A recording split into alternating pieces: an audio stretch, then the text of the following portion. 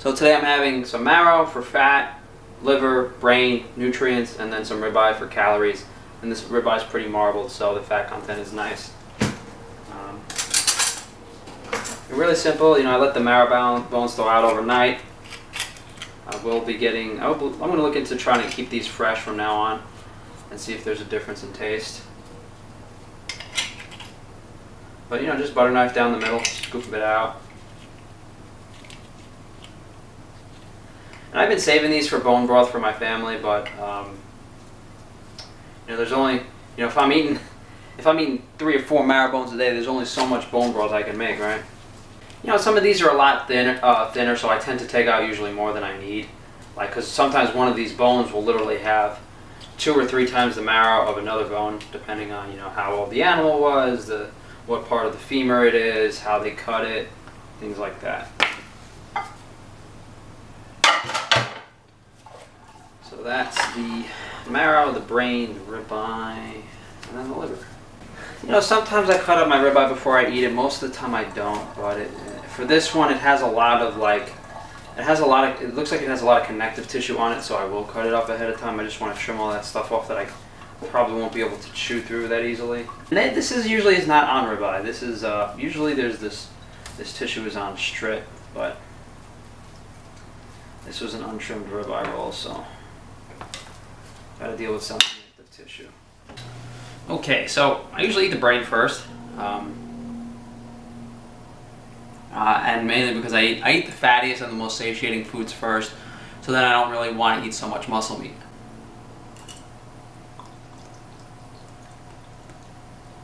And I tasted this brain in a bunch of videos. Has a very delicate custard-like flavor and a slight lamby flavor because it is lamb brain. But the texture of that food, as I've said, is very much affected by whether it's fresh or frozen. Now what I usually do is I eat the marrow with the muscle meat next, and mainly because fat is more satiating, and there's like a cap on how much fat you could eat. It's like once you eat a certain amount of fat, you don't really want to eat any more fat.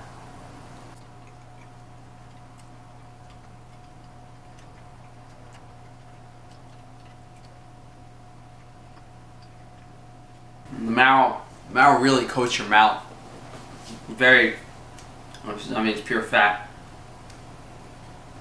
And the quality of these foods is all grass-fed, pasture-raised, but it's not of exceptional quality. It's not like this marrow has like a sweet, creamy taste to it. It's not like the beef fat is like nutty and tastes like butterscotch.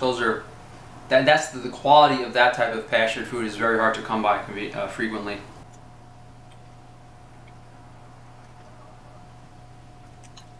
So the taste, what I'm saying is, the taste isn't bad, it's okay, but it's not like amazing. And I guess that's another reason that I eat liver and that, a lot of animals only eat the liver of animals in times of famine. That's where the vitamins are stored. So despite me not having the best quality grass-fed beef or the best quality grass-fed marrow, the liver has a very high vitamin A and K content, and that's what we would be missing, determined by the quality of the pasture that the animal's on in the meat and the marrow.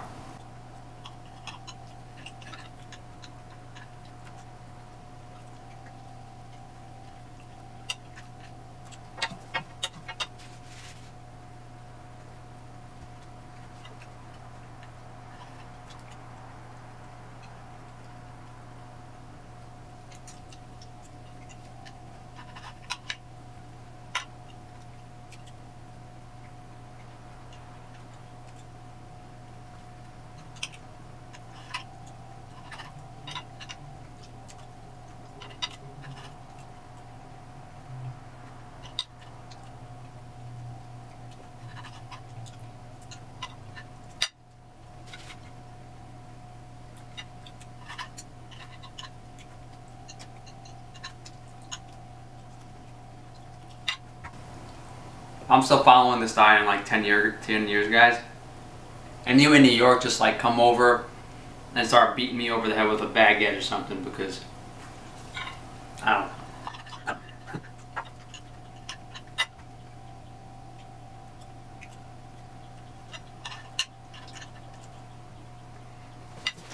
So we're getting there. I've been taking a little piece of marrow, a little piece of ribeye.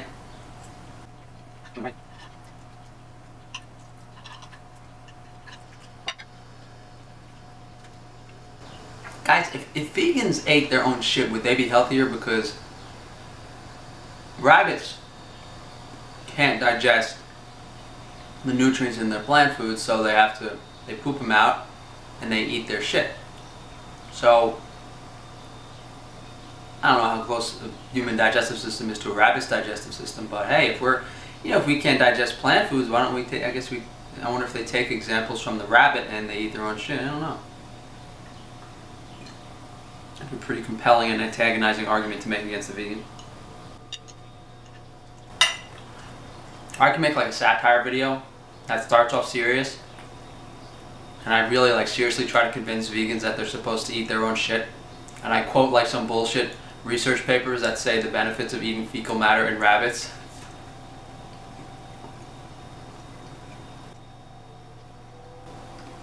I think I'm actually going to do that. I'll do that for my next vegan video. That's a good idea. Because you know, when someone says, oh well, in rats, cancer was found to inhibit making of these cells, which is anti-carcinogenic, you know, just some bullshit study done on rats to justify their diet, like, please, I'm going to do the same thing, except I'm sure I'm going to convince some retard out there to eat his own. He's going to put a basket in his toilet. A wooden eco-friendly basket that he made from his wheatgrass garden in his backyard. Any vegans watching out there, I'm sorry, maybe this video we got off on the wrong foot, but what are you going to do?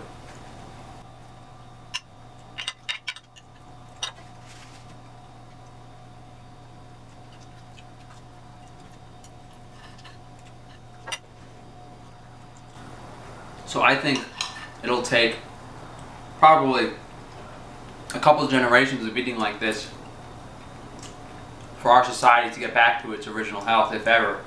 Might take longer than that.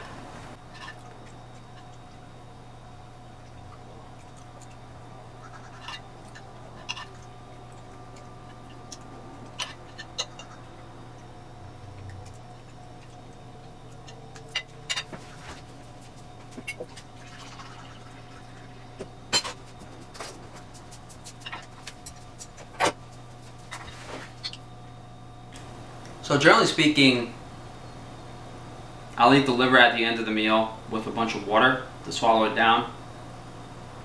This lamb liver is actually really tasty. I like this. It doesn't have much flavor. Sometimes I do eat this at the beginning of the meal. But today, what I need to stop doing is I need to stop taking out too much food. Because I'm full now, and I didn't eat this liver.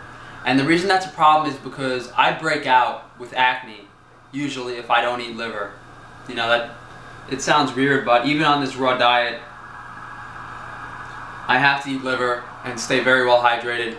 Sometimes I can go a day or two without eating liver and I won't break out if I stay well hydrated enough, but, you know, and then that's another thing. I'm probably going to fast for a week to try to get down on my meal size, but I've been really unsuccessful in reducing my muscle mass because I'll fast for a week.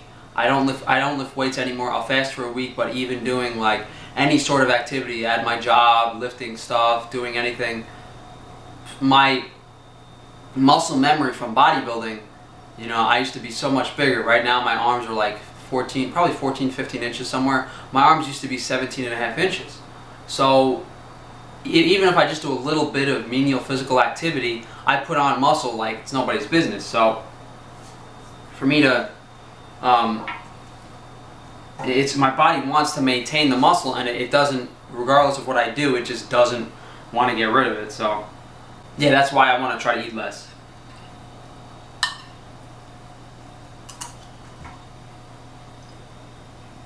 So I just usually take a couple bites of liver, swallow it.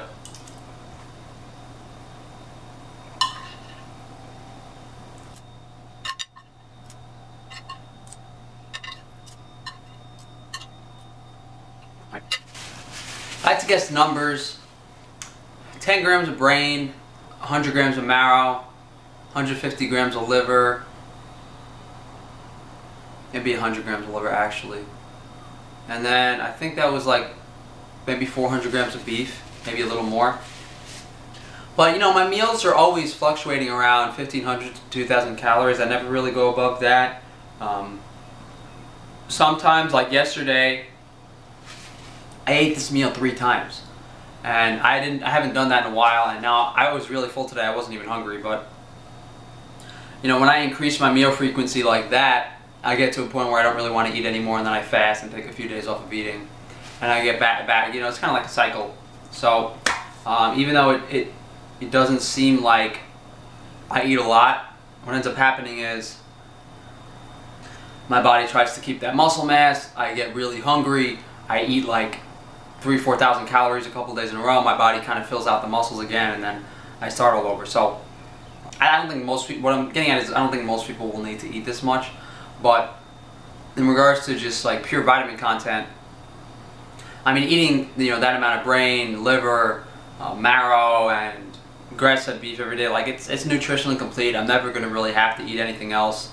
You know, from an inflammation standpoint, I really like this because any other food kind of get, like even salmon I'm mildly allergic to. So, you know, if I stick to raw ruminant animal meat, I don't break out, I don't get stomach problems, there's no real inflammation in my body at all. It's very difficult to, at least for me, to incorporate really anything besides raw ruminant muscle meat, and even cooking a little bit is not really that big of a deal. But as soon as I start deviating and eating things like dairy, milk, eggs, not good.